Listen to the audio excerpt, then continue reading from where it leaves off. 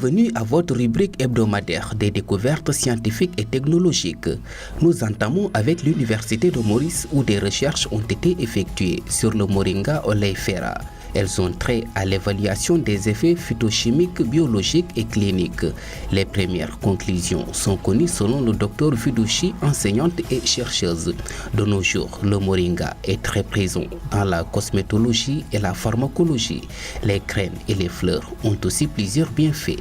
Les graines aident à diminuer les douleurs d'articulation d'origine rhumatismale. Certaines personnes consomment les fleurs qui ont un effet aphrodisiaque.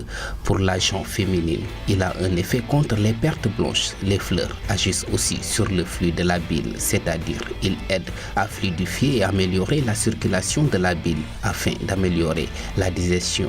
Le moringa est un arbre qui renferme de ses gènes de nombreuses vertus pour le corps humain. Cultivé ou à l'état sauvage, il fait aussi partie de la tradition culinaire de l'île Maurice. Loin d'être découragés par les déboires de leur premier satellite Angosat 1 perdu dans l'espace, les autorités de Luanda envisagent déjà la suite de leur programme spatial. Le gouvernement angolais a annoncé la naissance d'ici à la fin 2020 d'un second satellite national Angosat 2. Il commencera à être construit sans aucun coût pour l'Angola. Il aura plus de capacité et sera plus sophistiqué que son prédécesseur, s'est enthousiasmé José Carvalho de Rocha, le ministre angolais des télécommunications. Il sera livré aux autorités angolaises dans 1 an et demi, a-t-il ajouté. À peine semble-t-il piqué par la mésaventure de son prédécesseur Angosat 1 perdu dans l'espace. Luanda et Moscou avaient convenu en 2009 de lancer le satellite dont la mission d'une durée espérée de 15 ans visait à améliorer les communications, l'accès à Internet et la diffusion de programmes de radio-télévisés en Afrique. Ce projet d'environ 280 millions de dollars a été financé par un crédit des banques d'État russes.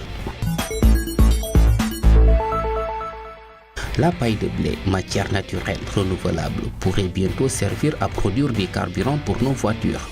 Comment et dans quelle mesure est-ce possible? Pour y répondre, des chimistes et des biologistes sont à l'œuvre dans un centre expérimental au nord de l'Espagne. Des scientifiques d'un programme européen de recherche utilisent de la paille pour produire du biobinatol. Un candidat prometteur selon les chercheurs pour devenir une alternative plus verte, plus durable et moins chère que tous les autres biocarburants, tels que le biodiesel ou l'éthanol. Les scientifiques espèrent que leur travail contribuera à atteindre l'objectif de l'Union européenne, 10% de sources d'énergie renouvelable dans la consommation totale de carburant en 2020. C'est tout pour votre rubrique Sciences et Technologies. À la semaine prochaine pour d'autres découvertes scientifiques et technologiques.